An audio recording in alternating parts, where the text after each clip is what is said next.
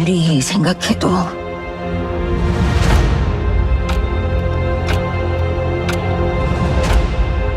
세상이 참 불공평해요.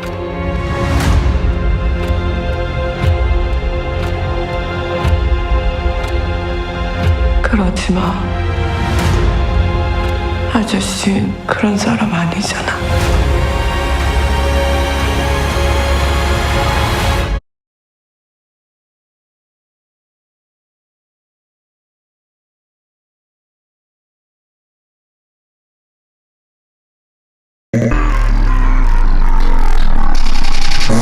Medo xereca fala. E o pedido veio do brabo.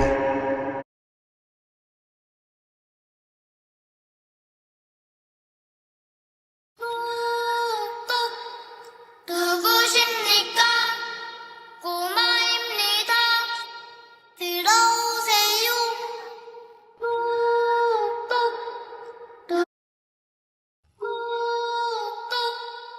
누구십니까? 꼬마입니다. 들어오세요. 꼬마야, 꼬마야, 뒤로 돌아라. 꼬마야, 꼬마야, 땅을 짚어라. 꼬마야, 꼬마야, 한발 들어라. 꼬마야, 꼬마야, 잘 가거라. 누구십니까? 꼬마입니다. 들어오세요. 꼬마야, 꼬마야, 뒤로 돌아라. 꼬마야, 꼬마야, 땅을 짚어라. 꼬마야, 꼬마야, 한발 들어라. 꼬마야, 꼬마야, 잘 가거라.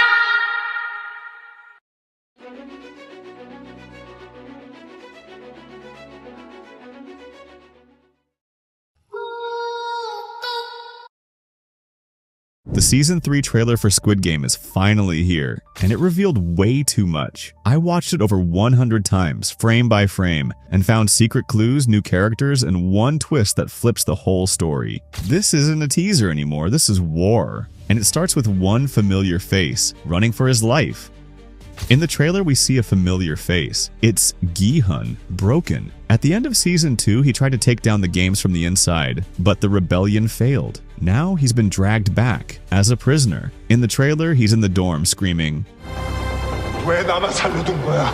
The guards don't answer. They never do. But that question? It tells us everything. This isn't the same Gi-hun from Season 1. This is someone who lost everything in Season 2. And now he's starting to wish the guards had killed him. At one point, he even grabs a guard's gun and pulls it toward his own head. Whether he means it or not, that's not the kind of scene you fake. And while this is happening, someone else is watching. The front man. He doesn't say a word, but his face looks like he's trying not to cry. Not rage, not pride, just guilt. Why? Because Gi-hun isn't a player anymore, he's a symbol, and the game needs to break him. The clearest sign? They chain him to a bed like an animal. Then player 44, the shaman from Season 2, walks up and mocks him, laughs in his face. She's rising, he's rotting. And that's exactly how the game wants it. But what did they do to him before this? And what are they planning to do next? Let's talk about the maze. This isn't red light, green light. This is something new, something colder. The players walk into a bright blue maze, but it looks more like a kid's bedroom than a death trap. Painted stars, soft colors. It's the kind of place you'd see in a picture book until the doors slam shut and the killing begins. Players are split into two teams, red and blue. It's not random. Red means hunter, blue means prey. The blue team gets keys. Each door might lead to safety or a pit with no floor. And the red team, they get knives. We see player 226, red vest, charging someone in the maze. Youngju stops him with a judo slam, kills him. She doesn't celebrate, she just protects her team, because if she didn't, they'd all be dead. And while all of this is happening, there's a countdown clock ticking away. You don't just have to survive, you have to escape before the time runs out. The craziest part? The shaman lady player 44 is back, and this time, she's leading a cult inside the maze. She's making them pray to choose the right doors. We even see her hitting a locked door, screaming for help. Whatever powers she thought she had, they're not working anymore. This isn't a puzzle, it's a setup. And the only rule is simple. If you're blue, run. If you're red, kill. And guess who's on the red team? Gi-hun. Next, the first betrayal. And it comes from the last person you'd expect. Every Squid Game has killers, but Season 3, it has traitors. And the first one we meet is wearing the same color as Gi-hun, red. Gi-hun's bleeding. He turns to a teammate and asks, 뭐 하는 거야? and the reply? 인 게임하지. That's player 202. Same team, same side, but he's willing to let Gi-hun die just to survive one more round. This isn't a villain moment. It's something scarier. It's normal. By Squid Game rules, he's doing the right thing. But for Gi-hun, it's a new kind of hell. He's being forced to kill strangers, while teammates start treating him like one. But player 202 isn't the only villain we see in the trailer. We also see player 124, Nam-gyu, who is seen at the edge of a pit. Looking down somewhere, from what we know, he's probably high on Thanos' drugs. But Nam-gyu's not the only one spiraling. MG Coin Myung-gi is talking to Jun-hee. 어떡하겠다는 건데? 여기 앉아서 죽겠다는 거야?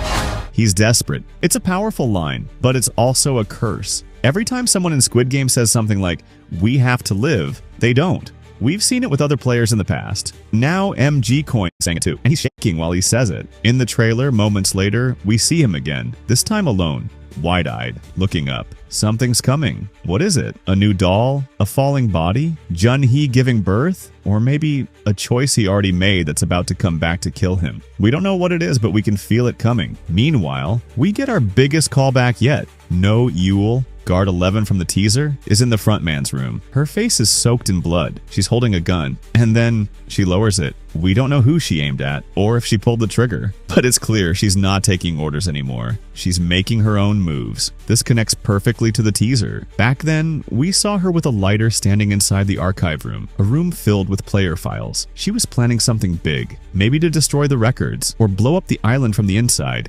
Now, she's either halfway there or already burned the match. Some players are betraying friends, others are betraying the system, and Gi-hun, he's stuck in the middle, being watched, hunted, tested, and next, he's forced to play a game that's even deadlier than the maze. Let's talk about the dolls. The first game of Squid Game was simple. Red light, green light. Stop when she turns. Run when she sings. Easy until she shoots. But this time, she doesn't shoot. She plays. We open with a rhyme. 누구십니까? 꼬마입니다. 들어오세요. Sweet, innocent, twisted. That's not just a song, it's a trap. The doll stands taller than ever, but this time she's holding a rope. Not a gun, not a toy, but something every kid knows and every adult fears: jump rope. Over a train track, with no floor on either side. And this time, she's probably not playing alone. In the teaser, we saw another doll, Chul-soo, her boyfriend. He's not in the trailer, but if she's holding one side of the rope, he's probably holding the other. And then we finally see it, the doll spinning the rope. Players try to jump, but one mistimes it, and his legs hit the rope, and he probably dies. The rest, they're waiting in line in the back, one by one, terrified. And just before it begins, a red light flashes, then green. It's a signal, like a train about to come through, or maybe the moment the doll chooses her next victim. Gi-hun is here too. He's stressed, standing in the game room, blood on his face, handcuffed to a bed earlier, now being forced to jump. We also see player 149, Jeom-ja, the mother, who is begging, pleading, 이제 여기서 제발 그만해주세요.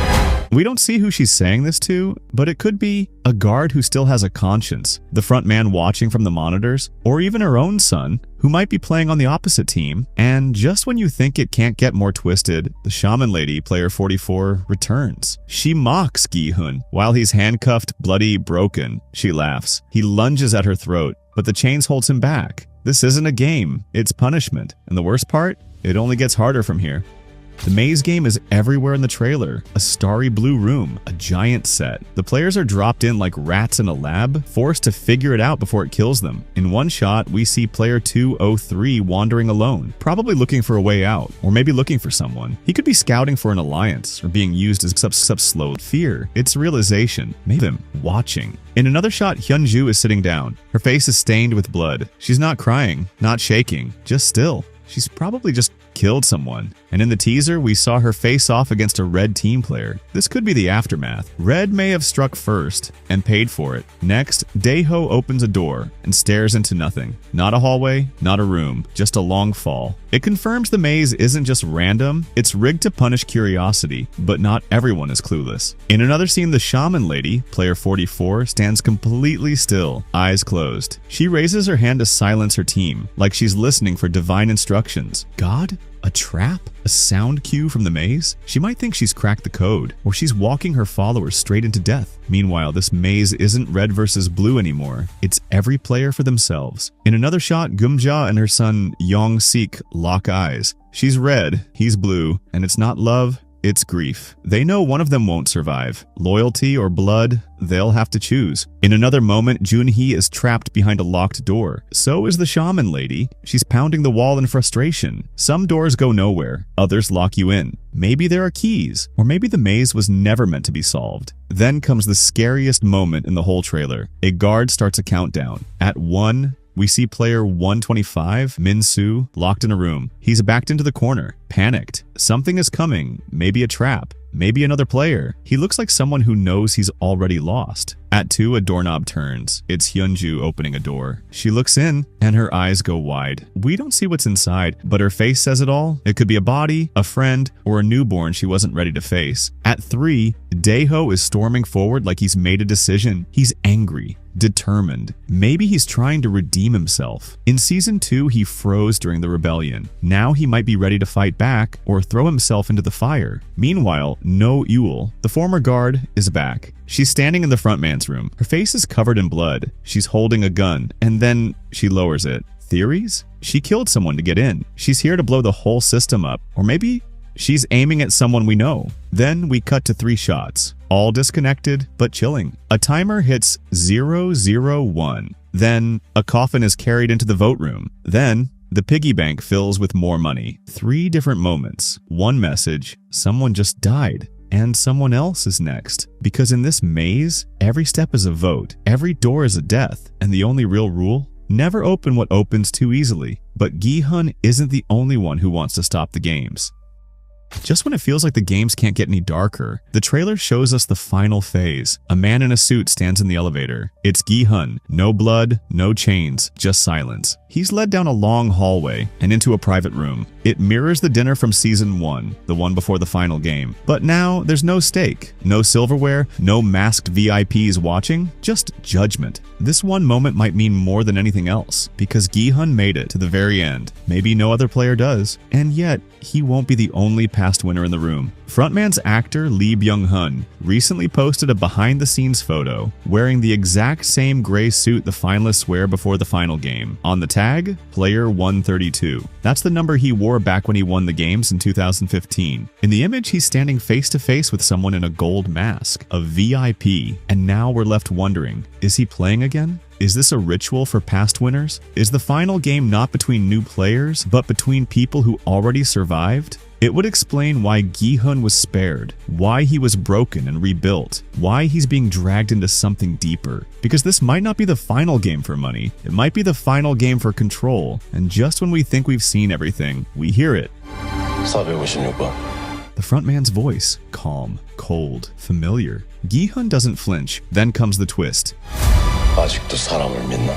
That's not a question, it's a trap. Gi-hun failed to stop the games. Now they're testing him again, not with bullets, but with belief. Are they offering him power? A chance to lead? A place next to the frontman? Or are they forcing him to choose between hope and survival? And while Gi-hun faces that choice, we see Junho, alive. He's standing in the frontman's room, gun drawn, no words. The same man who got shot by his brother in Season 1 is now pointing a weapon back at him. He's not just alive, he's in the heart of the system. But what's he really doing? Is he here to rescue Gi-hun, to bring the island down, or to kill the man who betrayed him? And here's the craziest part. We saw guard No Yul in this exact same room, same background, same angle, which means she might have let him in. So now there's a traitor in the system, and a brother with a gun, but someone's watching it all unfold. From above, we see VIPs dressed in gowns, drinking champagne. For the first time ever, the VIPs are women. They're not just watching the games, they're judging them, and they might be the real power behind everything. This could mean a whole new set of characters, or a bigger boss than the frontman, maybe even someone higher than Il Nam ever was. Because this version of the game, it's more evolved, more cruel, more theatrical, and yet, through it all, they're still watching one man. Gi-hun. He's bloodied, handcuffed, pushed to the edge, but he hasn't broken. Not yet. Because in this version of Squid Game, the only way to kill Gi-hun is to make him stop believing. And that's what Season 3 is really about. Not who wins, not who dies, but whether hope can survive a system designed to erase it. Every dollar, every room, every game. It's all just one more test. And Gi-hun? He's the Season 3 teaser for Squid Game just dropped, and most people completely missed what it's really showing. I watched it over 100 times, frame by frame, and found hidden clues, callbacks, and one moment that proves everyone wrong. Starting with the first scene, that finally answers the biggest question we had after season.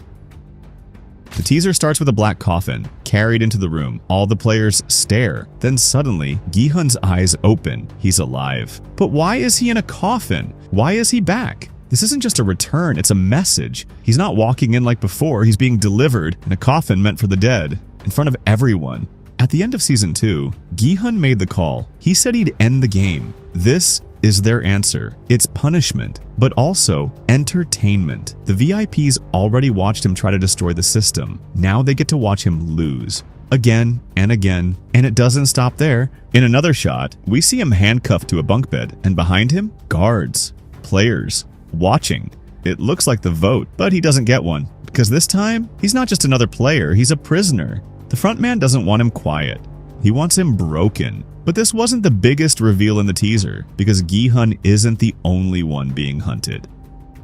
There's a new game. It looks simple, but it's brutal. Each player walks up to a giant gumball machine. They twist the handle and get a ball. Red or blue, that's it. But it might decide everything. My theory? Red means you get a knife. You're the hunter. Blue means you get a key. You're the target. Players are split. No warning, no choice. We also see red and blue boxes. Red could hide weapons. Blue, keys. It's like the marbles game, but worse. In marbles, you played against a friend, but didn't physically kill them yourself. The game did it for you. This time, the game picks someone you love and forces you to chase them. And that's exactly what happens in the scene that hits hardest. Player 149, Jumja, pulls red. Her son, player 007, Yongsik, pulls blue. Now she's the hunter, and he's the target. There's a shot of her sobbing, completely shattered. We don't see the outcome, but if he's dead, she didn't do it alone. Because this game is played in teams. Someone else on her side might have done it. Maybe she froze, maybe she watched. Doesn't matter. To the system,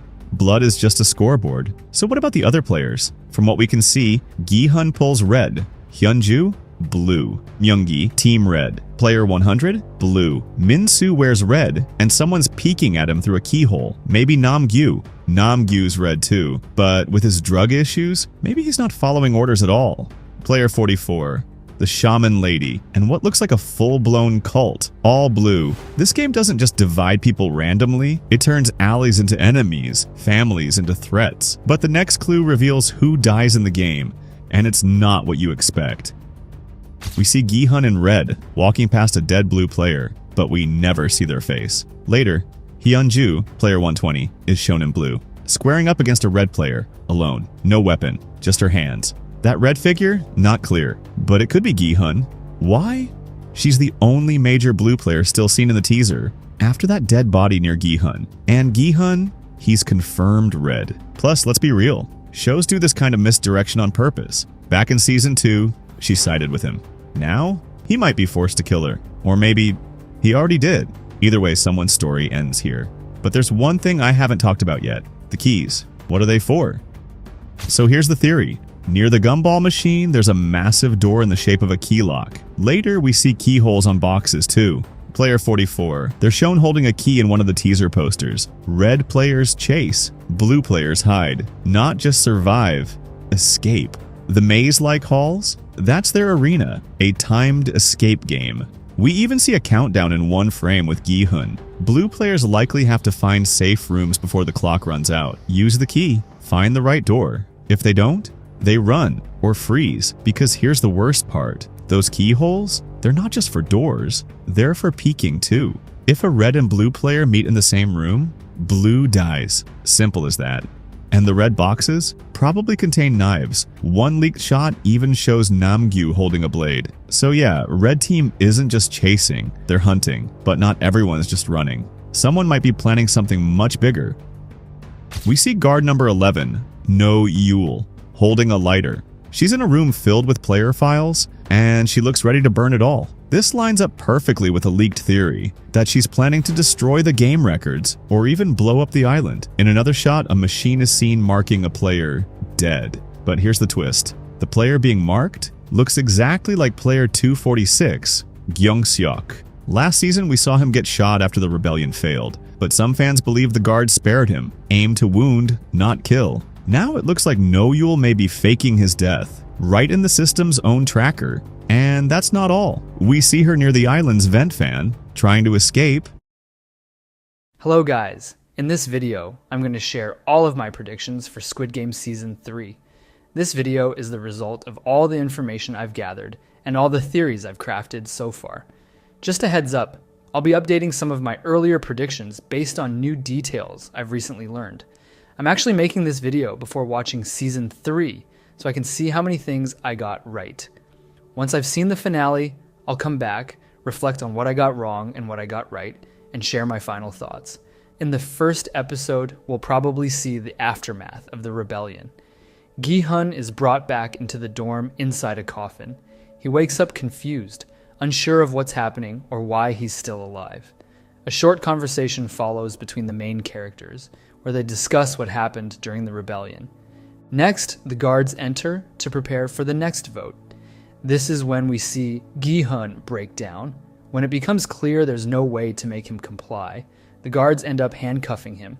The vote takes place, and the result is that the game will continue. After the vote, Seon-yeon approaches Gi-hun and tells him that all his efforts were pointless, that he can't change his fate. We start to see the main group splitting apart. Dae-ho distances himself from everyone, choosing to stay isolated in his bed. Maybe the guilt is just too much for him to face Hyunju anymore. Meanwhile, In-ho returns to his role as the frontman. One of his first actions is taking a call from Captain Park, who informs him about the situation on the ship. For now, no one suspects the captain, but they're getting dangerously close to finding the real island. We also get confirmation that the Triangle Guard, who shot player 246, was actually Noel. She intentionally shot him in the leg, allowing her to send him to the organ traffickers. She scans him and declares him dead, then secretly shares the plan to get him off the island. However, I don't think she'll reveal her true motives just yet. Next, the players prepare for the hide-and-seek game. Each person spins a gumball machine to determine which team they'll be on. Once everyone has picked, the guards explain the rules. It's a timed game, most likely with a 30-minute limit. All the players enter a maze, and each team has a different objective. The blue team receives a key and must find the door it opens, essentially a safe room. The red team, on the other hand, gets knives. Their goal is to hunt down blue team members, steal their keys, and use them to reach the safe rooms themselves. In this game, we'll see a lot of player alliances form, some of which will genuinely surprise you, like the unexpected partnership between Namgyu and Myung-gi. However, only 2 alliances have been confirmed so far. The first is the Shaman Lady and her loyal followers. The second is Hyunju, who teams up with Gyeomja and Junhye. After the rules of the game are announced, players are given a brief window of time to swap teams with someone else. At least 2 team switches happen here. The first is between Junhye and Myung-gi. We get a short but powerful exchange between them as they trade vests. Myung-gi, still wearing his blue vest, looks at her and says, "I'd do anything for you and the baby." When Junhee asks, "Is it easy for you to kill someone?" he replies, "I'd kill everyone here if it meant leaving with you and the money." Pay close attention to that last line, "and the money." This is the second time Myung-gi has grouped her and the prize together. To him, it's not love or money, it's both or neither. This subtle but chilling detail is later confirmed by Yim Si-won, the actor behind Myung-gi. In an interview, he described player 333 as an icon of regret, saying that Myung-gi's biggest mistake was believing he could have both love and the money. I believe this conflict will play a major role later in the series. The second pair to switch vests are Young-sik and Geum-ja. Initially, the mother picks the red ball, but I believe she convinces her son to trade because she feels she has a better chance of surviving as a blue player, especially since the red team is given knives. But, as we'll see later in the episode, this decision will haunt her forever. There's also a failed attempt at switching teams. I think Daeho, who draws a blue ball, tries to swap with Gi-hun in a moment of guilt, likely to redeem himself after the events of the rebellion. But Gi-hun, still furious with him, refuses. That's why Daeho ends up playing the game as a blue player. This game is set to be the most emotional of the entire season. We'll see the loss of major characters, and the one that will hit hardest is Hyunju. As I mentioned earlier, she teams up with Geum-ja and Junhee and protects them throughout the game. Thanks to her, both of them make it safely to their designated room. After seeing them secure and safe, Hyunju continues searching for her own exit. Eventually, she finds a safe room, but just when she lets her guard down, thinking she's finally safe, tragedy strikes. A red player stabs her in the back. Meanwhile, Daeho survives. This twist would be a classic Hwang Dong-hyuk move, a poetic reversal.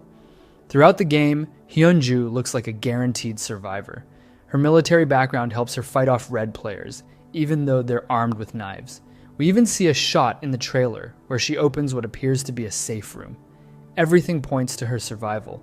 On the other hand, Daeho looks hopeless throughout the teasers. He seems defeated, as if he's already accepted his fate. But then something unexpected happens. Maybe another player steps in to help him, and he survives in the final moments of the game. The key here is character arc and purpose. Hyunju has already fulfilled her narrative role. She was the ex-Marine who played a pivotal role in the rebellion, and she ensured the survival of Geum-ja and Junhee in the fourth game. Her story has reached its natural conclusion. Daeho's, on the other hand, is just beginning. We still need to uncover more about his past and the exact trauma that triggered his PTSD. That's why I've changed my mind. I now believe that it's Hyunju, not Daeho, who will die during this game. Another major character I believe won't survive the fourth game is Young-sik. In the trailer, we see his mother in tears, overwhelmed with emotion, and no other player's death would cause that kind of reaction from her. Her devastation strongly suggests that Young-sik doesn't make it out of this game alive. This next theory is more of a stretch, but I believe player 044, the shaman lady, will also die during the fourth game. She and her group of followers seem to place absolute faith in her supposed divine powers, but that blind trust could backfire. I think her overconfidence in those powers will ultimately lead to her downfall. As for No Earl and player 246, here's how I see their subplot unfolding. No Earl successfully infiltrates the organ trafficking ring, while the guards are preparing to harvest player 246's organs. She strikes. She manages to kill all the guards involved in the operation, allowing Ga Young-seok to escape, disguised in a guard's uniform. However, this bold move doesn't go unnoticed. The black square mask begins to suspect something's wrong when he can't reach any of the guards assigned to the organ harvesting.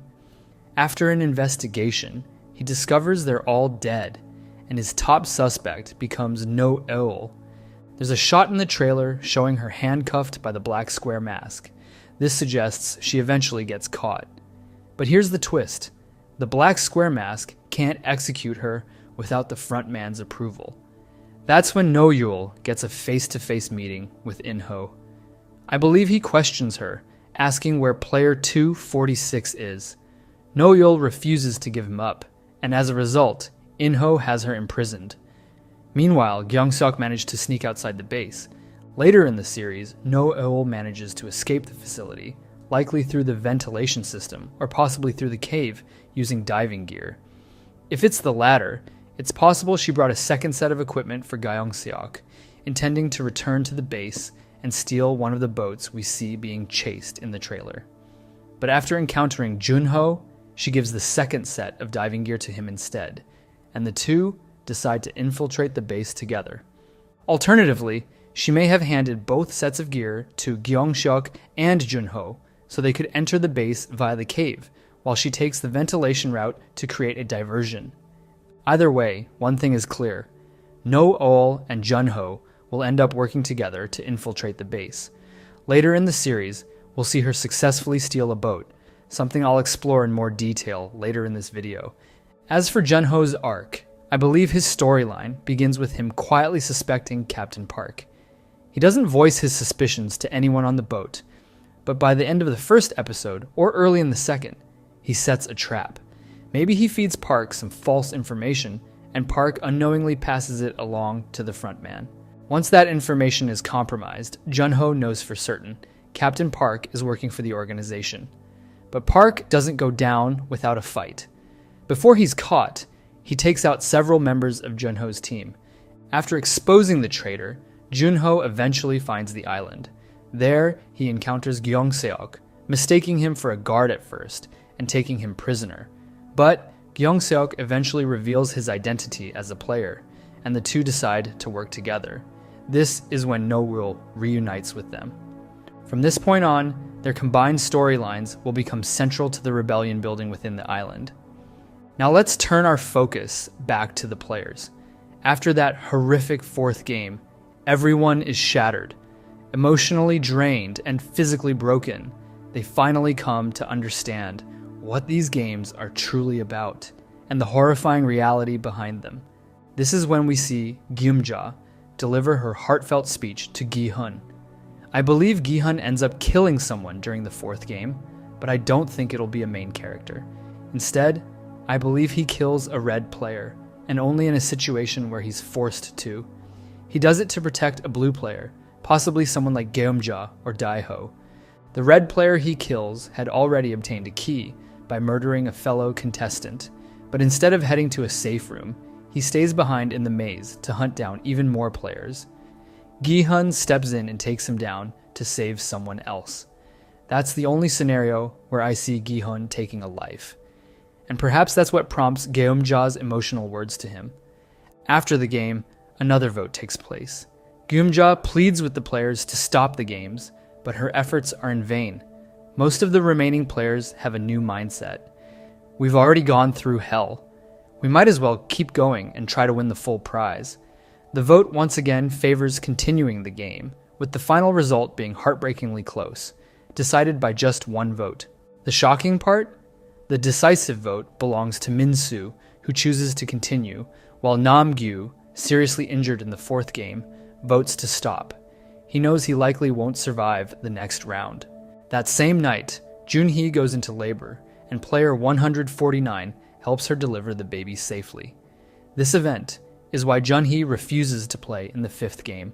Her body simply can't endure that kind of strain so soon after giving birth. And that fifth game, it's brutal.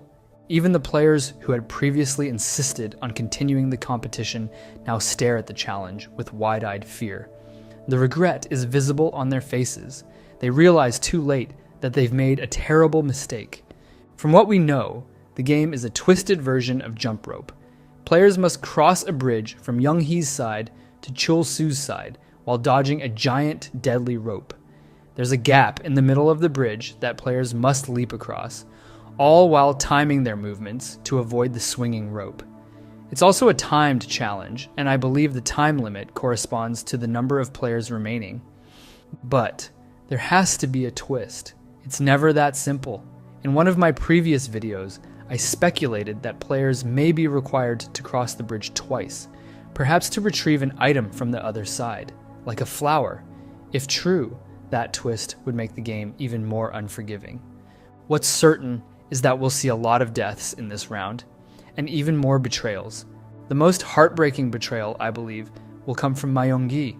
Despite his earlier words to Junhee, despite his claim that he would do anything for her and their baby, he abandons her.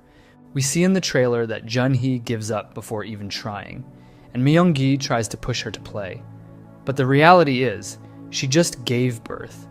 There's no way she can physically handle a game this intense. Despite what many fans think, she won't be excused. The guards will force her to participate, As I've said before, the frontman doesn't bend the rules for anyone. Myung-gi, realizing Junhee isn't going to make it, decides to save himself. He says something like, "I won't die here for nothing. If you've given up on life, that doesn't mean I should, too." And then he leaves her behind. He even refuses to take the baby with him. It's a cruel but revealing moment, one that confirms what we've suspected about Myung-gi all along. When it comes down to it, he'll always choose the money over love.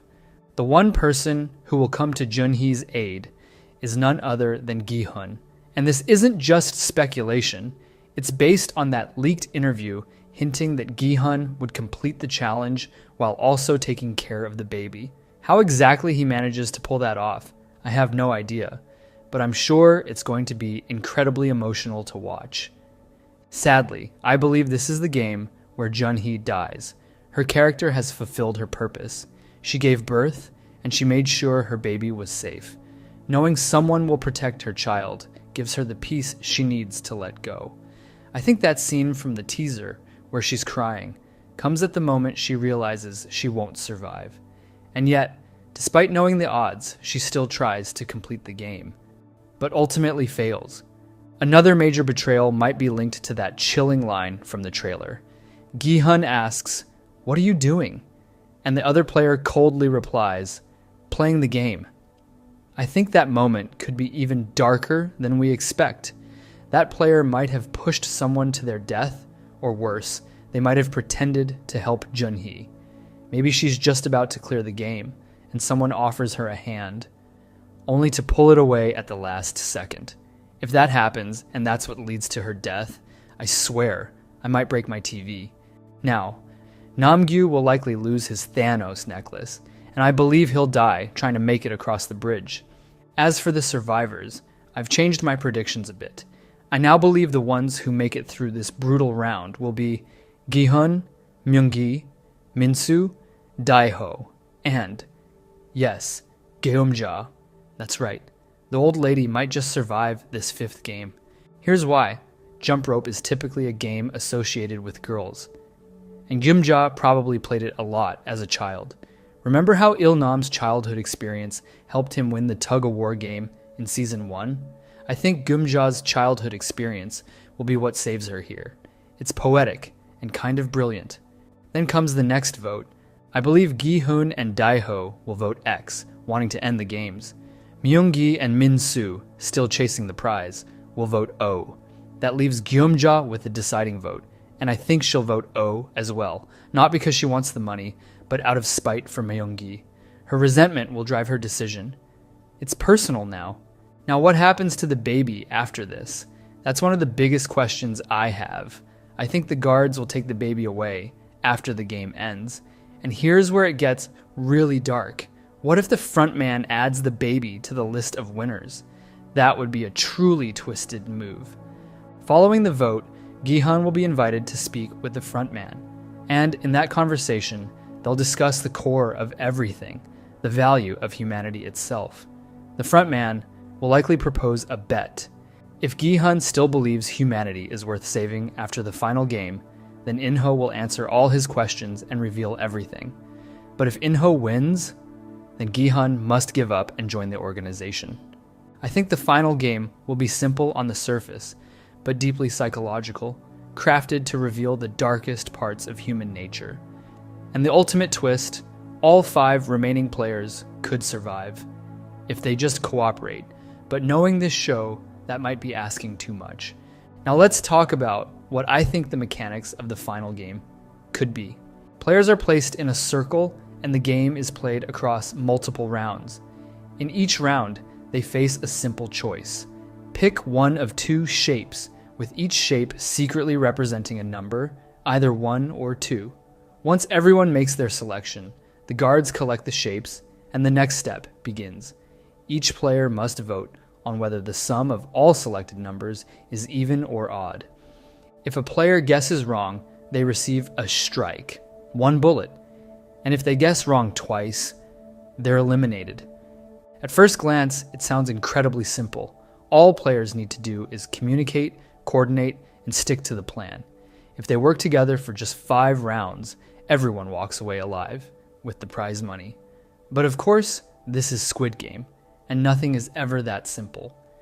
And that's exactly why I think it fits the show's central question so perfectly. Is humanity still worth saving?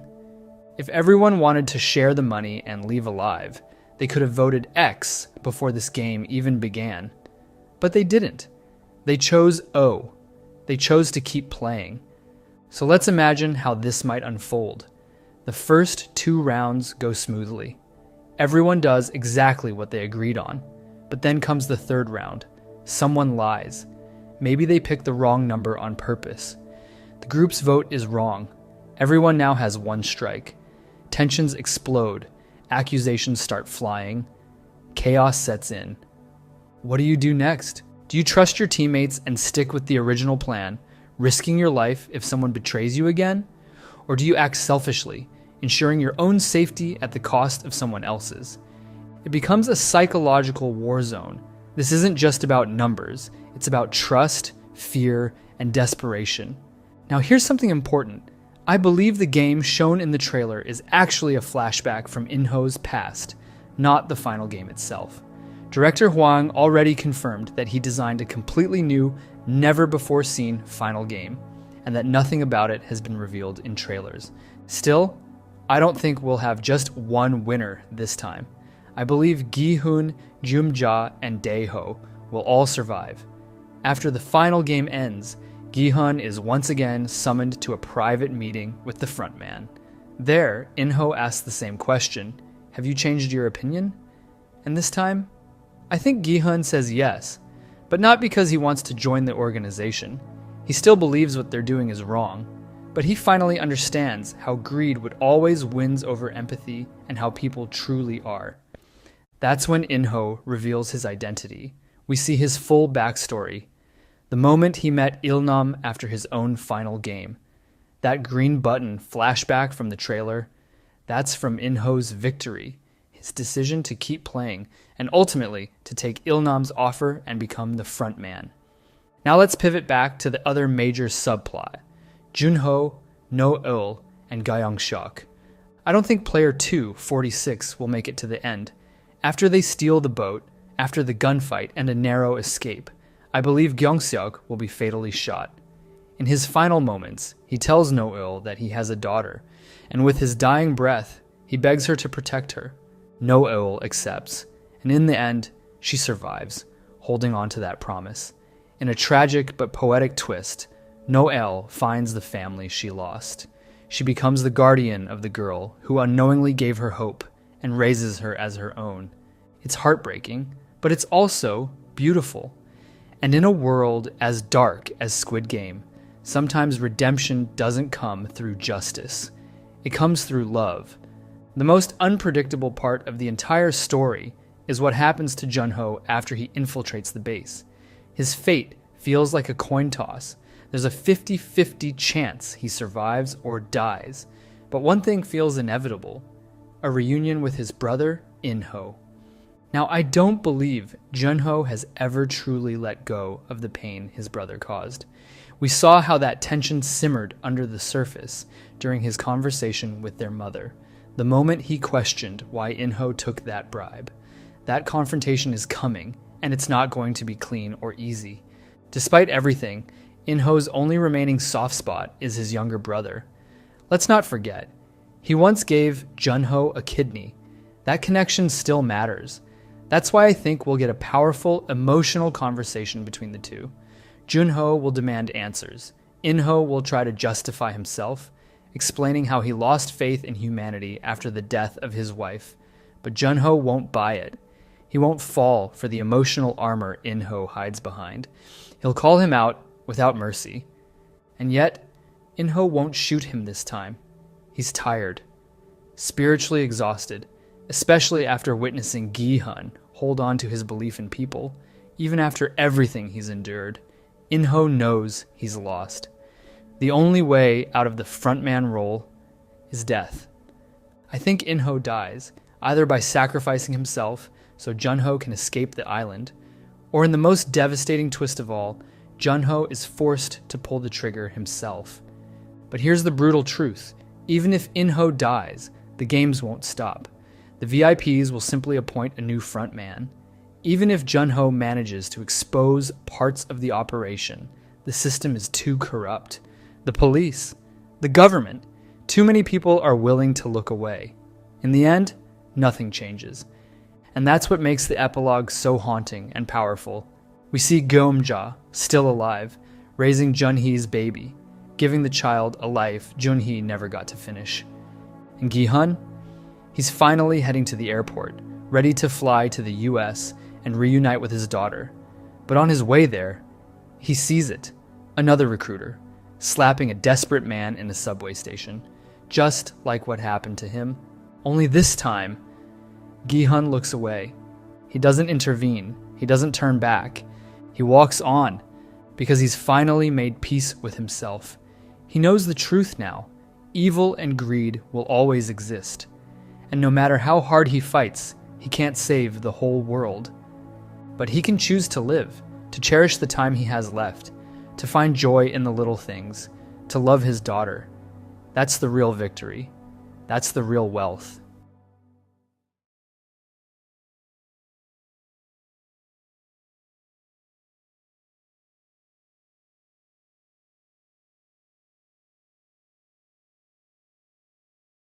With only a few days left until the season finale is released, I decided to do a full recap for you guys.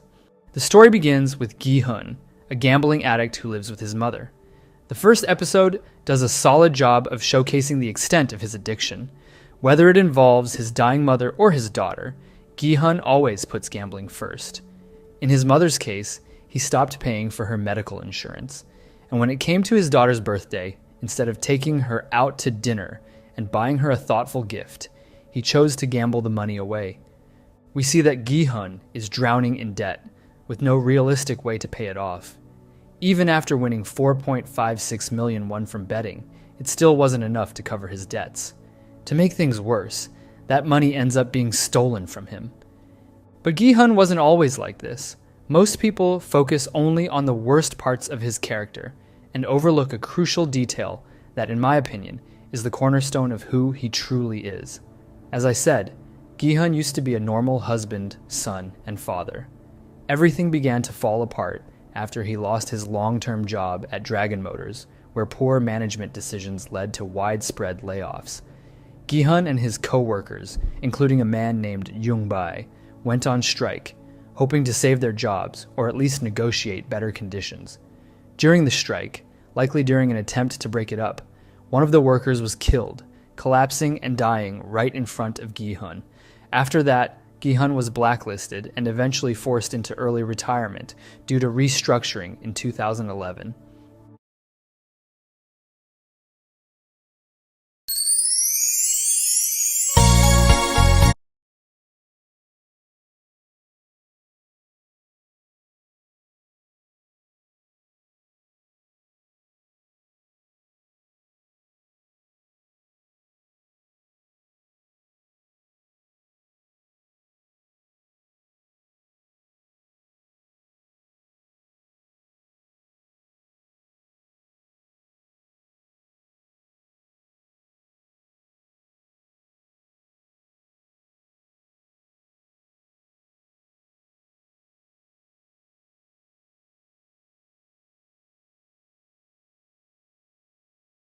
Season 3 of Squid Game promises some of the most brutal and poetic deaths yet, and some of them are already confirmed. From manipulative masterminds to drug-fueled bastards, these are the players whose greed, cruelty, or sheer bad luck will seal their fates. Let's not waste any more time and dive in, starting with an easy one.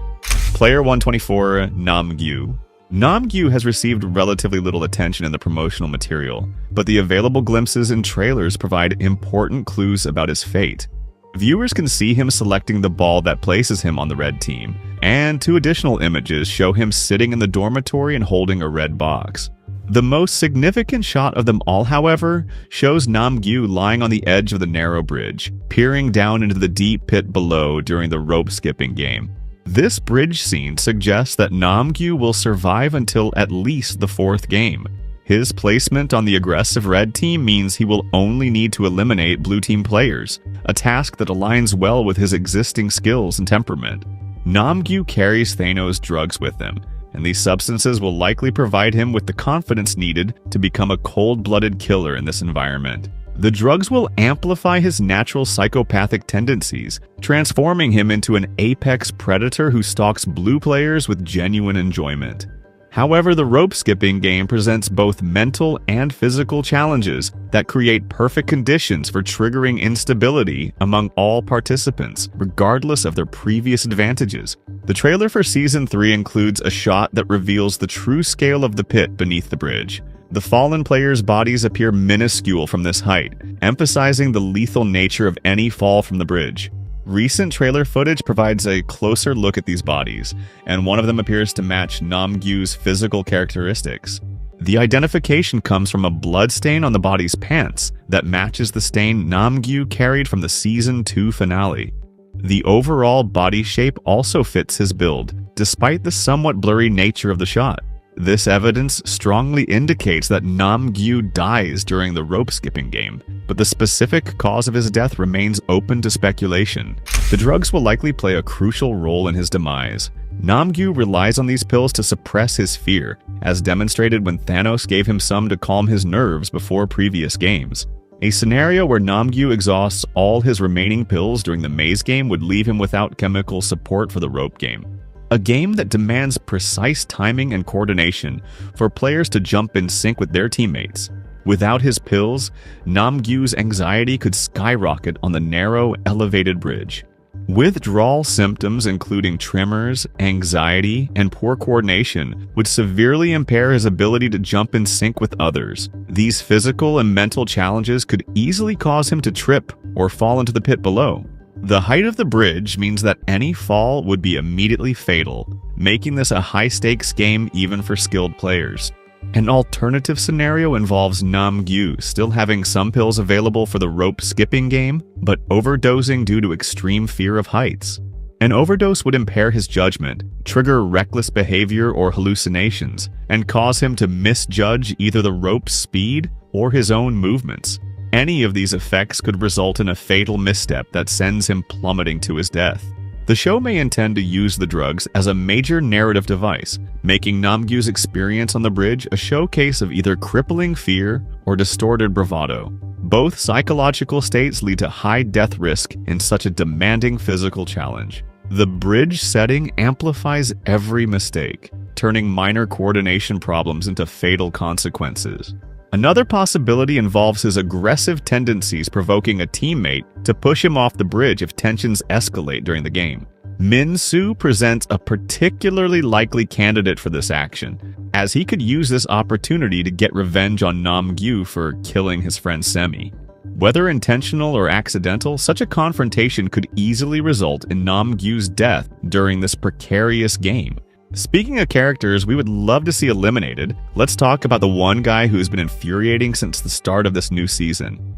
I'm talking about none other than Player 100, known as Jong-dae. He stands out as one of the most debt-ridden and morally bankrupt contestants in the deadly competition. Throughout Season 2, he established himself as one of the loudest and most manipulative voices, constantly pushing other players to continue the games even as the body count grew. His influence extended beyond the games themselves. Jong-dae specialized in psychological manipulation, using gaslighting and persuasion to bend others to his will, always in service of his own gain. Jong-dae ultimately represents everything wrong with both the games and human nature itself. His personality is a toxic blend of greed, extreme self-interest, and a chilling lack of empathy. Time and again, he chose money over human life, showing no remorse when players died, only irritation when their survival meant smaller prize money. This was made disturbingly clear during the second match. While most contestants felt relief when others survived, Jong-dae reacted with fury, seeing their survival as nothing more than a dilution of his potential winnings. This reaction lays bare his true character, one who doesn't view death as a tragedy but as a setback to his personal goals. However, a character like that always ends up meeting a well-deserved death, as evidence from Season 3 trailers suggests his survival time will be severely limited. The promotional material shows him alongside his O teammates just before the jump rope game begins. However, later scenes we can almost see his lifeless body among the casualties in the pit below. The blue patch visible on his corpse serves as a haunting reminder of his endless greed and selfishness. The beauty of Jungdae's foreshadowed death lies in its intentional nature rather than random chance. His elimination will result directly from his own choice, his selfishness, and most importantly, his greediness that pushed him to choose to continue the game despite the danger. This death will rank among the most satisfying eliminations in the entire series, because it represents perfect justice for his cruel behavior, while it also carries additional significance. His elimination will likely serve as a powerful example for other players, demonstrating the consequences of completely abandoning humanity in pursuit of money. But speaking of corrupted souls, let's examine a character whose transformation from victim to accomplice represents one of the most tragic falls from grace. Player 333, Min-soo. Min-soo represents one of the most heartbreaking character arcs in the entire series. A transformation that showcases how the games corrupt even the most innocent souls. Throughout Season 2, Min-soo established himself as a character with virtually zero survival skills, repeatedly finding himself on the brink of elimination due to his inability to stand up for himself or navigate the brutal social dynamics of the competition. His weakness made him a constant target for manipulation and abuse from stronger players. Multiple times, viewers watched as Min-soo nearly met his demise, saved only by luck or the intervention of others. His survival seemed almost accidental, highlighting just how unprepared he was for the ruthless environment of the games. The loss of his only ally, Semi, during the previous season devastated him completely, leaving him isolated and vulnerable in a sea of predators. Semi's death should have been Min-soo's wake-up call, the moment that convinced him to vote for ending the games and escaping this nightmare. Instead, something far more sinister occurred within his psyche. The trauma and isolation didn't strengthen his resolve to leave. Rather, it twisted his moral compass in an entirely unexpected direction. The most shocking evidence of Min-soo's corruption comes from a quick shot in the trailer showing the voting results after one of the games. Despite everything he's endured, despite watching his friend die, despite nearly being eliminated multiple times himself, Min-soo voted blue to continue the games. This represents a complete reversal of his previous pattern, where he consistently chose red, desperately wanting to escape the competition. This vote reveals either his true personality finally emerging from beneath his meek exterior, or more likely, demonstrates how thoroughly the promise of prize money has corrupted his soul. The greed has seeped into his heart like a poison, transforming the gentle, frightened man into someone willing to risk everything, including the lives of others, for a chance at the ultimate prize.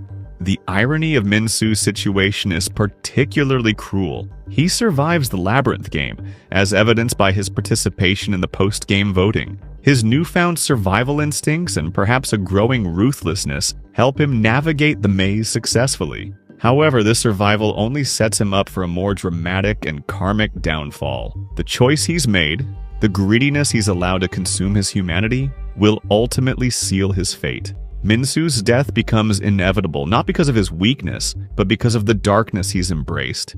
The games have succeeded in their most insidious goal. They have turned a victim into a willing participant, and that transformation carries a terrible price. His demise will serve as one of the most tragic examples of how the competition destroys people from within. Min-soo won't die as the innocent, frightened man viewers first met. Instead, he'll die as someone who chose money over morality, making his elimination both satisfying and deeply sad, a perfect representation of how the games corrupt everyone they touch. While some pursue money, some pursue reverence and respect over a masquerade, Player 044 holds significant narrative importance in the upcoming season, with her presence serving multiple strategic purposes throughout the competition.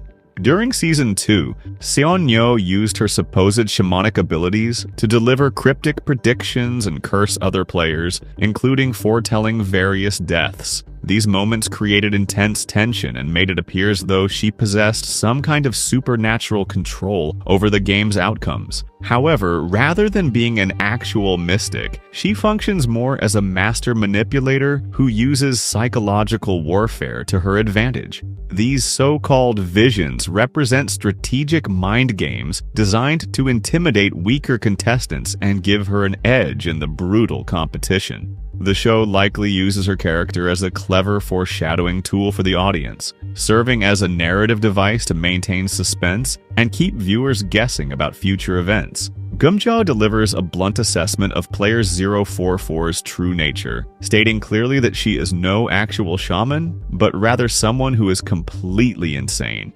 The incense, chants, and creepy expressions serve as theatrical props rather than genuine spiritual practices. She represents just another manipulative player in the game, made even more dangerous by her ability to mess with other contestants' minds and exploit their fears and superstitions. Her time in the competition is rapidly approaching its end, with her death already foreshadowed in the available trailer footage. Viewers can see her struggling to navigate the maze game, appearing lost and confused as she tries to find the correct path. Season 2's six-leg pentathlon game demonstrated her complete inability to make sound decisions under pressure, revealing her as a total disaster when quick thinking becomes necessary. We can see in the trailer that during the maze game she manages to gather around multiple followers who blindly trust her leadership, which proves to be a critical mistake. Rather than focusing on actually trying to save these teammates, she wastes precious time giving orders and creating confusion. Her poor leadership skills become a liability that endangers everyone who chooses to follow her guidance. Another trailer shot shows her banging on a wall in frustration, notably without the key that previously hung around her neck. The room where she finds herself trapped appears similar to the space where Min-soo also becomes confined. A scene shows her peering through a small hole and seeing Min-soo on the outside of her prison. While Min-soo appears visibly nervous in this encounter, the tension likely stems not from fear of her supposed powers, but from his hesitation about having to kill another person. The situation presents him with a moral dilemma about whether to finish her off directly or simply leave her and her team to die inside the locked room. Either choice results in their deaths, but the method reflects different levels of direct responsibility. This theory gains support from another quick trailer cut, showing Min-soo in a tense moment that gets intercut with a masked guard counting down from 3 to 1. This editing suggests that in the actual episode, these moments sync with the final countdown to 0, after which armed guards will eliminate any trapped players who failed to complete the maze successfully. Player 044 will not survive the fourth game, regardless of which specific elimination method ultimately claims her life. The irony of her death alongside her new teammates provides fitting karma, especially considering that she once cursed Hyunju's friends to die one by one. Her own curse returns to claim her, demonstrating that her supposed supernatural powers cannot protect her from the consequences of her manipulation and cruelty. The timing of her elimination serves the narrative by removing her psychological manipulation from the later games. Her death will likely provide relief for other contestants who no longer need to deal with her mind games and false prophecies. The fourth game marks the end of her reign of psychological terror over her fellow players. Finally, what could be the most heartbreaking death in the series of a character that is loved by all. Player 007, Yongsik. Recent teaser footage and promotional photos reveal that player 007, Yongsik, and his mother Gyumja have been assigned to different teams for the upcoming games. This separation means they will be playing against each other during the Knife and Keys game, creating an extremely dangerous situation for both family members. Even if they manage to avoid direct confrontation in the maze, they will be unable to protect each other as they normally would. The team separation makes their situation far more risky than previous games, where they could coordinate their efforts and watch out for each other's safety. Current evidence suggests that Yongsik faces the higher probability of elimination during this game. The trailer includes a close-up shot of Gyumja crying intensely during the voting period that follows each game. Since voting happens after game completion, this emotional moment takes place after the fourth game, Knife and Keys, concludes. The timing strongly suggests that she may be crying because her son has just been eliminated from the competition. The intensity of her grief indicates a personal loss rather than general sadness about the game's brutality. Her tears appear to be those of a mother who has lost her child, rather than someone simply upset about the ongoing violence. However, an alternative explanation exists for her emotional state. She or her son might have barely survived the game, only to discover that the majority voted to continue playing, despite the extreme danger they just faced. The voting screen visible in the trailer shows only a few people voted to end the games, while all the rest voted to continue to the 5th round. This voting result could explain her tears if she hoped that surviving the maze would convince other players to stop the competition. Learning that they must face additional deadly games after barely escaping the 4th one could easily provoke such an emotional response from someone who has already been through so much trauma. Additional evidence comes from new promotional images showing Young-sik wearing a red vest during the maze game, indicating that he switched to the offensive team at some point. His glasses appear cracked in these images, but this damage alone does not confirm whether he survived the game or died during it. If Young-sik manages to survive the 4th game, both he and his mother would advance to the 5th round together. Based on the style of games typically featured in this competition, the 5th game will actually favor his skills more than his mother's abilities. His younger age and better physical condition could provide advantages in the rope game that awaits the remaining contestants. The evidence pointing to Young-sik's fate remains mixed, with clues supporting both survival and elimination scenarios. Some indicators suggest he dies during the maze game, while others imply he makes it through to face additional challenges. The promotional material seems deliberately ambiguous about his ultimate fate, keeping viewers uncertain about whether this family will remain intact. The relationship between Young-sik and Gyeomja adds emotional weight to whichever outcome occurs. If he dies, she must continue the competition alone, carrying the trauma of losing her son. If he survives, they both face the psychological burden of having competed against each other and the knowledge that one of them nearly died because of their separation. The family dynamic creates additional tension for viewers who have become invested in their relationship throughout the series. Their separation during the maze game and uncertain future represent one of the cruelest aspects of the competition. Whether Young-sik survives or dies, the psychological damage from this experience will affect both characters permanently.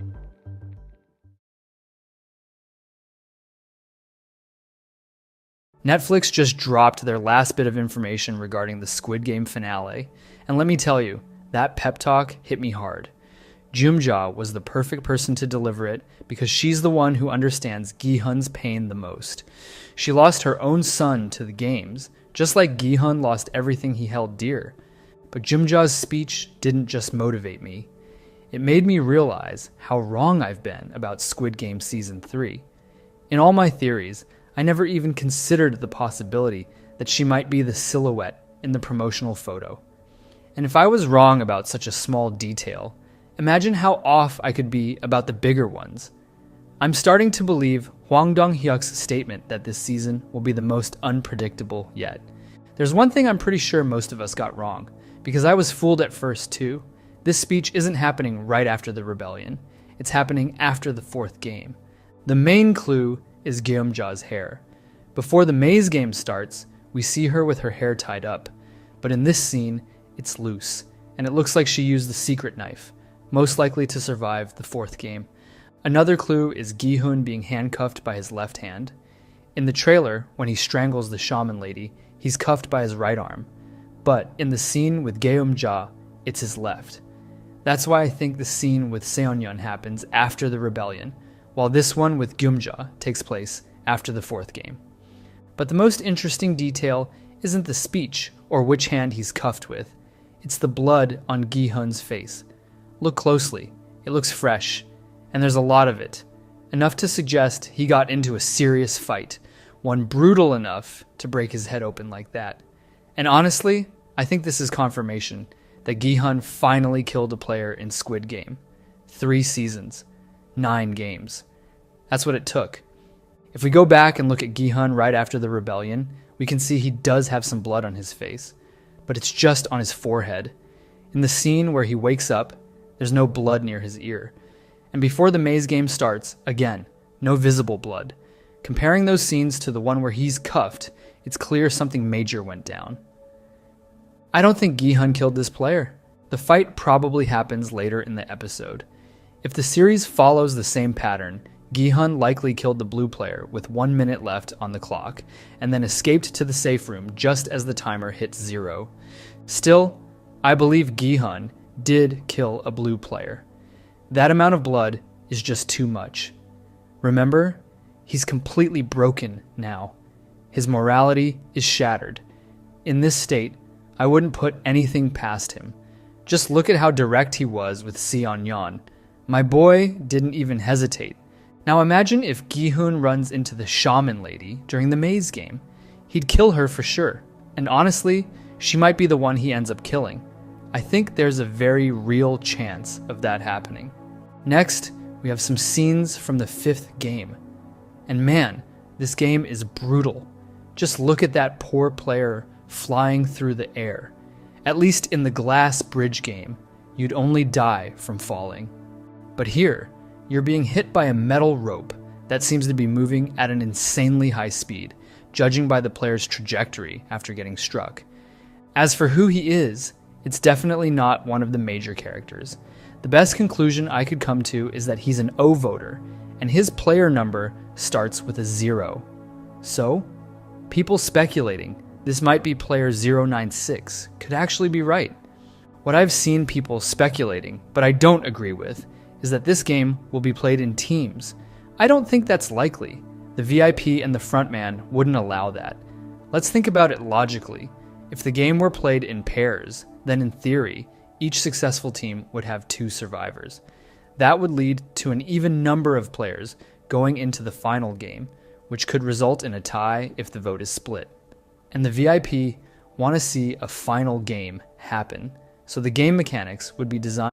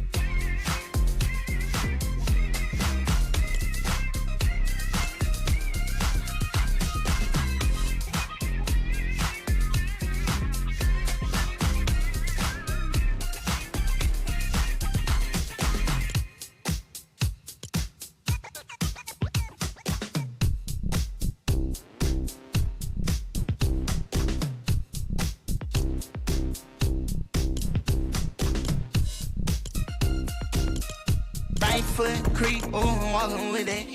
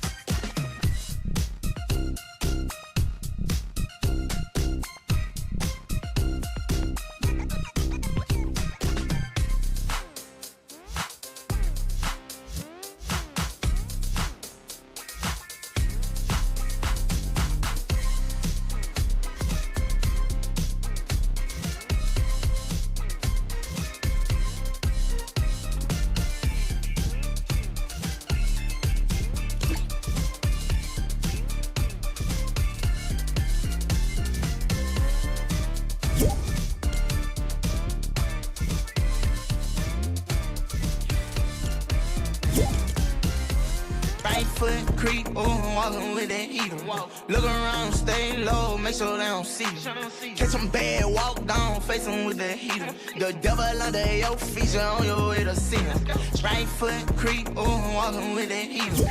Look around, stay low, make sure they don't see you. Catch them bad, walk down, face them with that heater. The devil under your feet, you on your way to see him. Right.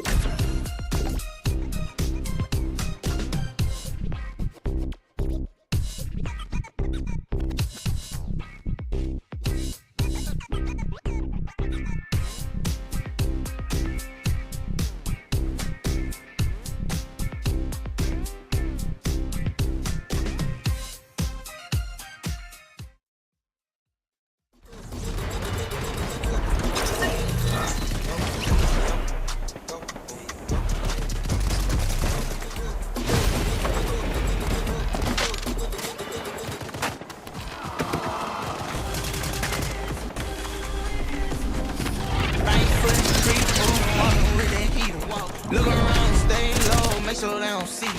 Catch some bad, walk down. Empty out your pockets, I need all that. I get the million. Fly her across the country, I finished the show and I hop in it. I got me a milli, I did it legitly. I'm still with the I'm hot.